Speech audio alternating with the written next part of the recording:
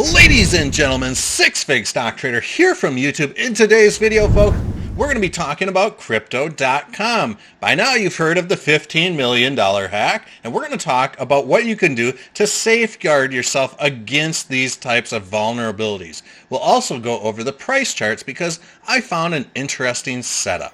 So let's get into this. Welcome back to the channel, everyone. This is my Twitter handle at Real6Fig. Look me up and hit me up. So this is where I drop all the links to upcoming videos, live streams, things that I find crypto interesting. Speaking of interesting stuff, I'm happy to join CryptoWendy this Friday on her O show, which is at 12 p.m. Central Time. So I will go ahead and link her YouTube channel in the description and in the comments section. So if you want to watch, please feel free to do so and stop by to say hi. Now, by now, you have heard of the Crypto.com $15 million Ethereum hack. The last time I checked, about half the ETH was being tumbled, so you couldn't trace it. Now, I wonder if they will ever recover any of this, for that matter. I hope they do, but it just goes to show you how vulnerable these exchanges are, even at this gigantic level. We can see that it would have been super easy for Crypto.com to just come in and say, hey, if your ETH is missing, you signed the waiver to these types of vulnerabilities because you did not move your crypto to a safe storage area. We are not replacing it.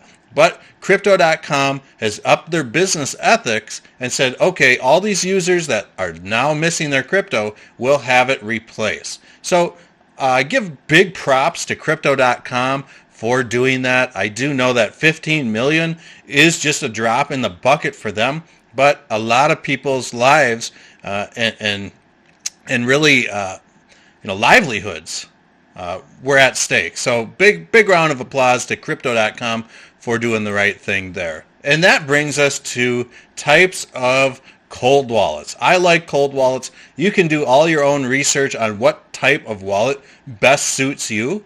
But when it comes to storing your crypto off an exchange, you're going to want to use a trusted wallet. And you're going to want to have that wallet seed phrase backed up. Meaning, we're going to want this 18 or 16 word seed phrase backed up off your computers, not on your cell phones, not in Word documents. I figure there is probably malware out there that combs people's computers, their cell phones, things like that for these seed phrases. So if you have, Bitcoin seed phrase in a Word document on your phone or something, it's gone. These hackers are going to get right into that, and they're going to strip your wallet of all the crypto. Now, with that said, I like this cold storage option.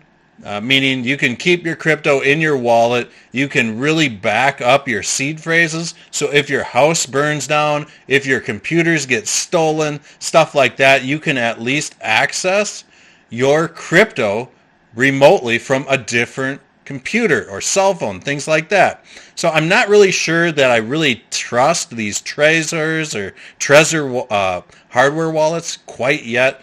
I think that they might be okay if you're going to use it as some sort of secondary backup. But I'm really digging these metal stamps, stuff like that, where we can take a piece of metal or even steel, something like that that has a high melting point, and actually engrave your seed phrase into that piece of metal. You can then hide it.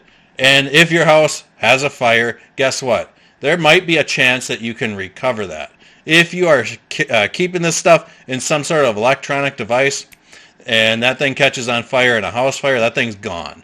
So with that said, I do like these type of stamps, Dremel methods to really keep your seed phrases safe.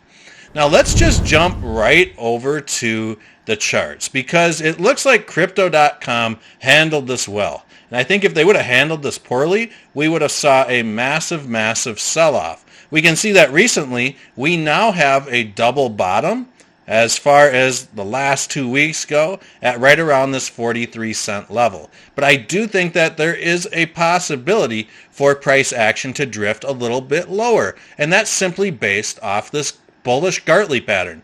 You've heard me right. Bullish Gartley pattern, meaning I think that we might see the price come down a little bit lower before she bounces. Now, in order for this to be a bullish Gartley pattern, there's a lot of things that we need to happen for it. We need the X to be point to be about 61.8. We need the A to C point to be about 382. We need the B to D point at 127 or 161.8. And we need the X to D point around the 786. So when I throw up this XABCD pattern, things are starting to check out. So let's really deep dive into this. I'm getting tongue-tied, people. So one thing I'm going to go ahead and do is measure from X to A.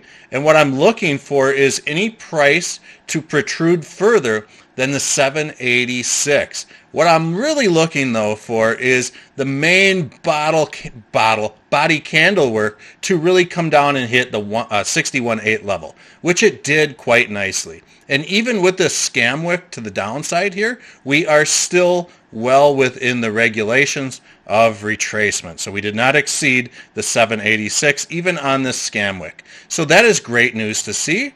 So now what I'm going to do is measure the A to X axis. And what I'm looking for is this little hump over here to really come up to the 61.8. I don't like to really see it go much higher than the 786, but theoretically it could go equal to point A, just not higher. And we are seeing that it comes right up to the 61.8. So this is leading me to believe that, hey, we might have a bullish Gartley pattern here with all this said. So we're going to take a measurement from the B point and go up to the C point.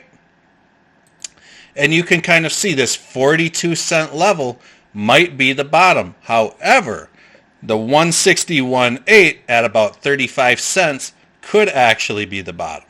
Now I say that simply because the X to D pattern, or the X to D coordinates, were 786 roughly at this 35-cent level. So that's why I do think that we might be seeing Crow maybe take a little bit more of a nosedive.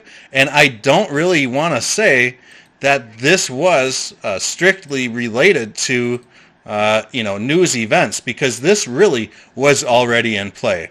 And if you look kind of closely here, this is what's called a falling wedge, and this is a very bullish pattern to see on the charts. So I mean, with that said, we could almost argue the fact that, hey, we may very well see price action squeeze down or wick down to that 36, 37 cent level, maybe scam wick it, but 42 cents could very well be the bottom. But I would definitely be more interested in setting that buy order right around that 36-cent level, but you do your own homework on that, folks. So really, I do think that Crypto.com is looking good, even in the wake of that $15 million ripoff they just experienced. And I do think that Crypto.com might be gearing up to see another leg up in Elliott wave theory fashion, very similar to something like this. So I do think that this might be the next leg up for retest of around $1. So I think that there's a good chance we might be seeing at least a 1 to 2x from here in the near future. But that is what it is, right? We might even have some sort of, bear with me one second, inverse head and shoulders that might be trying to form here to take it to the upside. We're just going to have to wait and see, how the whales of Crow handle this. But big shout out to all the Patreons. If you're interested in becoming a Patreon, $3 a month will get your name, YouTube channel name, or business name up on this banner. Hope to see you guys all on Friday on Crypto Wendy's channel, and we'll see you guys on the next video.